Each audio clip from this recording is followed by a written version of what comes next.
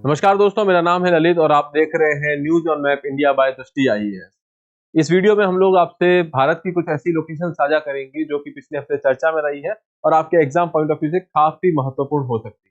ठीक है, तो चलिए स्टार्ट करते हैं आज का डिस्कशन। उससे पहले मैं आपको एक चीज बता देना चाहता हूँ कि दृष्टि आईएएस की मुखर्जी नगर की सारी क्लासेस अब नोएडा में शिफ्ट हो गई है। जी हाँ, अब नोएडा बनेगा यूपीएससी का नया हब। तो आप देख सकते हैं यहाँ पे एड्रेस दिया हुआ है C171/2 block A sector 50 Noida, और नियरेस्ट मेट्रो स्टेशन रहेगा आपका नोएडा सेक्टर 50। और अभी अगर आप चाहते हैं इसके बारे में और ज्यादा जानकारी प्राप्त करें तो आप इस नंबर पे कॉल कर सकते हैं 9311406440, या फिर आपके डिस्क्रिप्शन में एक लिंक दिया गया है, उस पर जाके आप फॉर्म भी फिल कर सकते हैं। इसके अलावा अगर बात रही क्लासेस कब से स्टार्ट होगी, तो हिंदी मीडियम के जीएस फाउंडेशन कोर्स जो है 9 दिसंबर सुबह 11:30 बजे स्टार्ट होगा, और इंग्लिश मीडियम 12 दिसंबर शाम को 6 बजे से आपका जीएस फाउंडेशन का बैच स्टार्ट होगा। चलिए आगे बढ़ते हैं, और अगर आपने इस चैनल को सब्सक्राइब नहीं किया है तो प्लीज इसे सब्सक्राइब कर दीजिए। चलिए स्टार्ट करते हैं आज का डिस्कशन आपके प्रैक्टिस क्वेश्चन के साथ, जो कि आपको पिछले हफ्ते दिया गया था।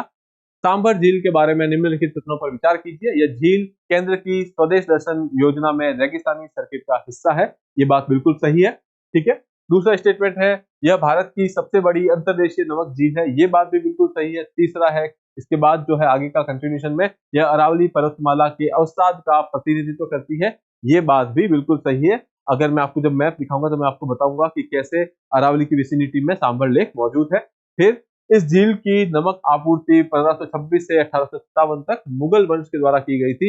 ये बात भी सही है, यानी कि ये तीनों स्टेटमेंट सही है। ऑप्शन सी जो होगा आपका सही उत्तर होगा। अब हम लोग एक एक करके देखते हैं इसकी लोकेशन कहाँ है। ठीक है, यहाँ पे राजस्थान में इस एरिया के अंदर, जहाँ पे नागौर, जयपुर और अजमेर जैसे जिले हैं, वहीं पे नागौर और जयपुर में फैली हुई है झील जिसका नाम है सांभर झील। और ये एक खारे पानी की झील है। ठीक है, तो यहाँ से नमक बनाया जाता है।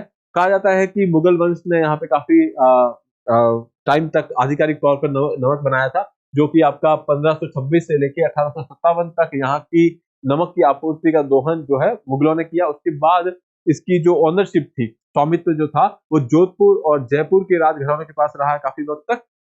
ठीक है, दूसरा, ये भारत की सबसे बड़ी अंतर्देशीय नमक झील है जिसके बारे में हम देख चुके हैं। पर अरावली पर्वतमाला के अवसाद में निर्मित है। तो आप देखिए यहाँ पे इस पिक्चर में आप पाएंगे कि ये अरावली वाला रीजन है, और यहाँ पे आप पाएंगे कि ये आपकी सांबर झील यहाँ पे मौजूद है। ठीक है, आगे है कि इसे 1990 में रामसर कन्वेंशन के तहत अंतरराष्ट्रीय महत्व की आर्द्र भूमि या फिर वेटलैंड घोषित कर लिया गया था। ये बात भी आप ध्यान रखिएगा। ठीक है, चलिए आगे बढ़ते हैं और स्टार्ट करते हैं पहले सवाल के साथ। बोडोलैंड प्रादेशिक क्षेत्र बीआरटी के संबंध में निम्नलिखित कथनों पर विचार कीजिए। बोडोलैंड प्रादेशिक क्षेत्र असम में एक स्वायत्त क्षेत्र यानी कि ऑटोनोमस रीजन है। ये बात बिल्कुल सही है। दूसरा है, इसे बोडोलैंड प्रादेशिक परिषद नामक एक निर्वाचित निकाय द्वारा शासित किया जाता है। ये बात भी सही है। आपसे पूछा जा रहा है कि यहाँ पे कौन से स्टेटमेंट है जो सही नहीं है। ठीक है, तो ऑप्शन डी जो होगा वो आपका सही उत्तर होगा यहाँ पे। ठीक है, बोडोलैंड ऑटोनोमस रीजन के बारे में बात इसलिए कर रहे हैं क्योंकि हाल ही में बोडोलैंड महोत्सव मनाया गया था, बोडोलैंड फेस्टिवल मनाया गया था।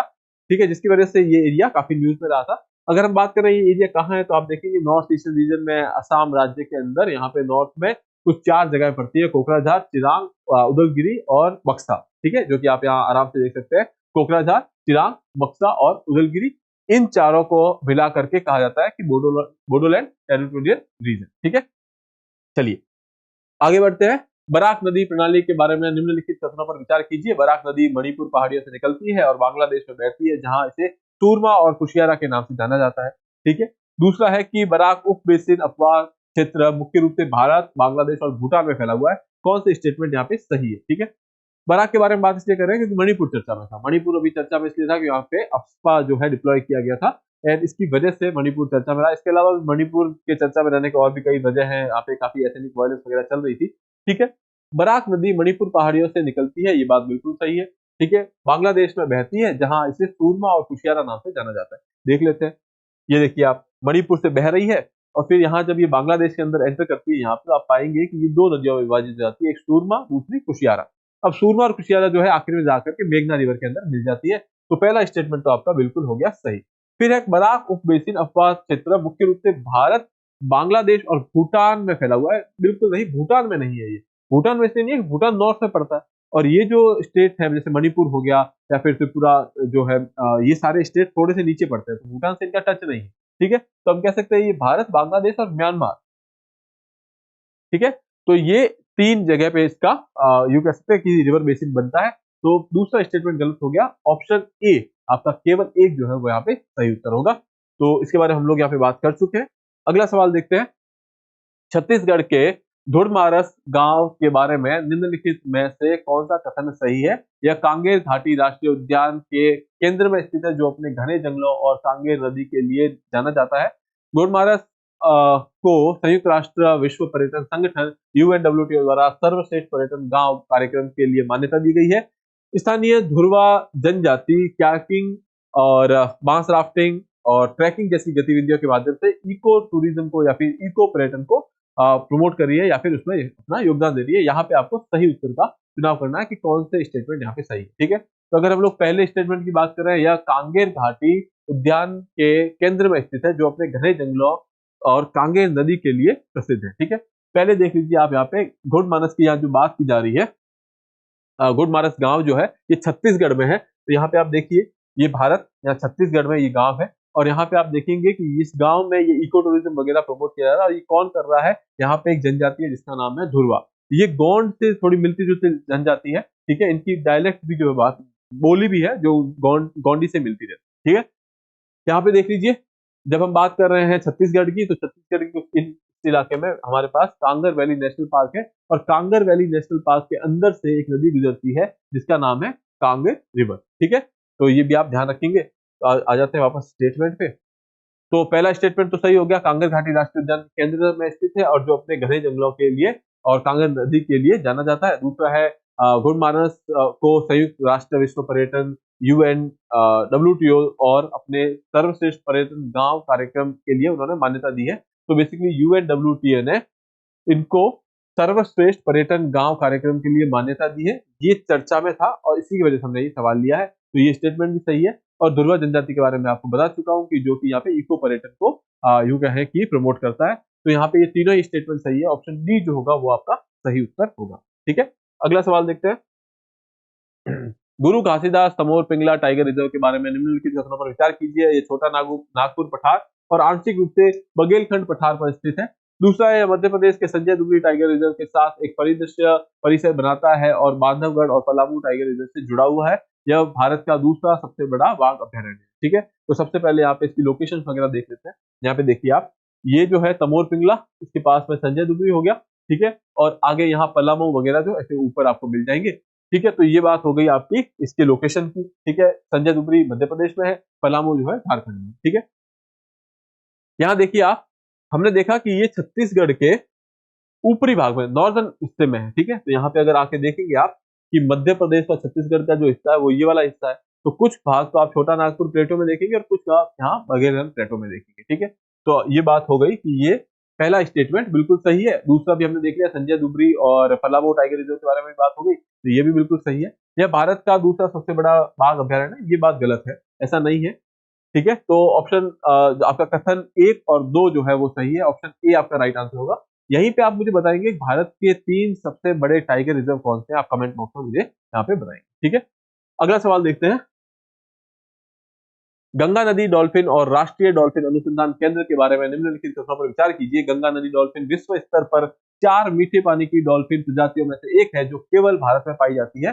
दूसरा है पटना में राष्ट्रीय डॉल्फिन अनुसंधान केंद्र यानी कि एनडीआरसी रणनीतिक रूप से गंगा नदी के पास स्थित है ताकि डॉल्फिन के प्राकृतिक आवास में उनके अवलोकन की सुविधा मिल सके। तीसरा है कि गंगा रिवर डॉल्फिन को वन्य जीव संरक्षण अधिनियम 1972 के तहत लुप्त प्राय के रूप में वर्गीकृत किया गया है और नेविगेशन और शिकार के लिए ये इको लोकेशन का उपयोग करती है। एक एक करके इनके बारे में बात करते हैं। सबसे पहले गंगा नदी डॉल्फिन विश्व स्तर पर 4 प्रजातियां पाई जाती है डॉल्फिन की, उनमें से एक है और केवल भारत में पाई जाती है, ऐसा यहाँ लिखा हुआ है। ऐसा नहीं है, ये केवल भारत में नहीं पाई जाती, ये बांग्लादेश और नेपाल में भी पाई जाती है। ठीक है, क्योंकि ये ब्रह्मपुत्र नदी जो है उसके अंदर भी पाई जाती है और गंगा रिवर सिस्टम में भी पाई जाती है। तो ये भारत, नेपाल और बांग्लादेश तीनों देशों में पाई जाती है। तो पहला स्टेटमेंट तो आपका गलत हो गया। ठीक है, अगर आप पहला गलत कर देते हैं तो उसके बाद केवल एक ही ऑप्शन बचता है, केवल 2 और 3, मतलब 2 और 3 तो यहाँ पे सही है, आपको ज्यादा देखने की भी जरूरत नहीं है। बट एक बार आप देख लीजिए अगर हम यहाँ देख रहे हैं वन्य जीव संरक्षण अधिनियम के, तो मैं आपको बता दूं वाइल्ड लाइफ प्रोटेक्शन एक्ट के शेड्यूल 1 के अंदर इनको आप कह सकते हैं कि कंजर्वेशन के अंदर रखा गया है।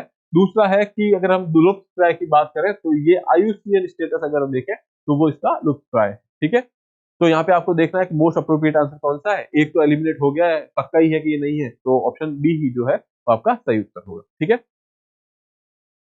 यहाँ पे आप देख लीजिए, जैसा कि मैंने बताया कि गंगा रिवर सिस्टम में भी मिलती है और फिर ये ब्रह्मपुत्र रिवर सिस्टम में मिलती है। ठीक है, तो इवन कहीं कहीं चंबल वाले एरिया में भी ये मिल जाती है, चंबल रिवर वाले एरिया। ठीक है, आगे आप देखेंगे कि इसकी Ganga river dolphin, Gangetic river dolphin के बारे में अगर हम बात करें तो ये फ्रेश वाटर यानी कि मीठे पानी के अंदर पाई जाती है और थोड़ा गहरे पानी में भी ये प्रेफर करती है रहना। इसके अलावा जैसा कि मैंने बताया ये लगभग अंधी होती है और उसके नेविगेशन के लिए या कहीं आवाजाही के लिए या शिकार के लिए ये इको लोकेशन का यूज करती है। ठीक है, जो कि हम देख चुके हैं।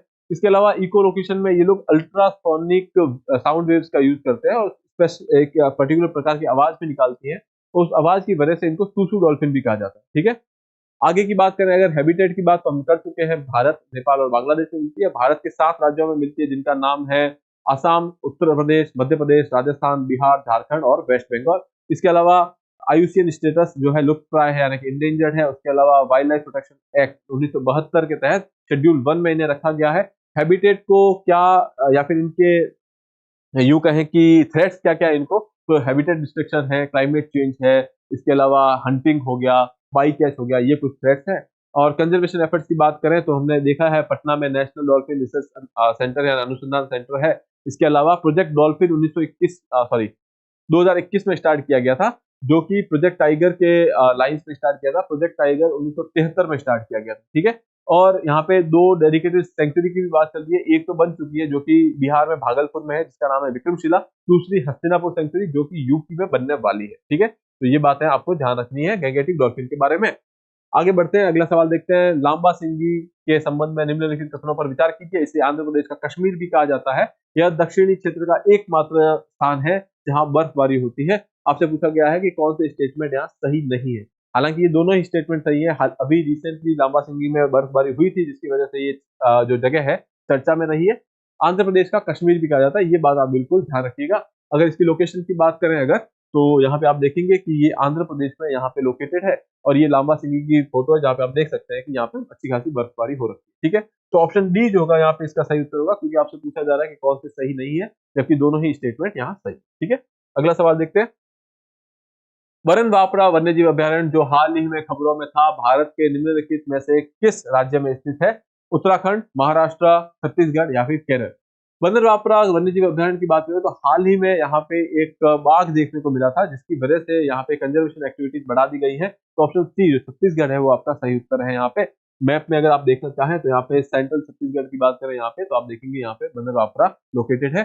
ठीक है, अगला सवाल और अंतिम सवाल है कि निम्नलिखित पर विचार कीजिए। कच्छ की खाड़ी, मन्नार की खाड़ी, पाक खाड़ी, लक्षद्वीप, अंडमान और निकोबार द्वीप समूह, भारत में ऊपर दिए गए स्थानों में किसमें प्रवाल पाए जाते हैं, यानी कि कोरल्स कहाँ पाई जाती है? ठीक है, तो अभी रिसेंटली सोलोमन आइलैंड में कोरल्स की सबसे बड़ी कॉलोनी मिली थी, उसकी वजह से कोरल्स न्यूज में थे, तो हमने देखा कि भारत के कोरल्स के बारे में बात कर लेनी चाहिए। तो ये सारे के सारे ऐसे स्थान है जहाँ पे आपको कोरल्स देखने को मिलेंगे। ऑप्शन डी जो है वो आपका सही उत्तर है। इस मैप पे आप देखेंगे कहाँ कहाँ आपको कोरल्स मिल सकते हैं, तो आप पाएंगे कि गल्फ ऑफ कच्छ यहाँ पे, फिर आप देखेंगे लक्षद्वीप, मन्नार, अंडमान निकोबार, इन सारी जगहों पे आपको, और पाक स्ट्रेट जो यहाँ पे है, इन सारी जगहों पे आपको कोरल्स देखने को मिलते हैं। अंत में हमारे पास एक प्रैक्टिस क्वेश्चन है आपके लिए। भारत में मृदा स्वास्थ्य और शरण के बारे में निम्नलिखित तथ्यों पर विचार कीजिए। काली मिट्टी जो मुख्य रूप से दक्कन के पठार में पाई जाती है, अत्यधिक उपजाऊ होती है और कपास की खेती के लिए अनुकूल होती है। दूसरा है कि पश्चिमी घाट जैसे उच्च वर्षा वाले क्षेत्रों में प्रचलित लेटराइट मिट्टी कार्बनिक पदार्थों से भरपूर होती है और यह गहन खेती के लिए आदर्श होती है। तीसरा है राजस्थान अपनी रेतीली मिट्टी और शुष्क जलवायु के कारण मरुस्थलीकरण के लिए एक प्रमुख हॉटस्पॉट है। ऊपर दिए गए कथनों में से आपको सही कथनों का चुनाव करना है। ठीक है, तो आप इन्हें एक बार पढ़िएगा, उसके बाद हमें सही उत्तर जो है आप कमेंट बॉक्स में दे सकते हैं। इसी के साथ मैं आपसे आगे चाहूंगा, अगले एपिसोड में मिलूंगा, तब तक के लिए have a good day, thank you and please subscribe. Dear viewers, अपने एग्जाम की तैयारी को और बेहतर करने के लिए हमारे चैनल को लाइक, शेयर और सब्सक्राइब करना न भूलें।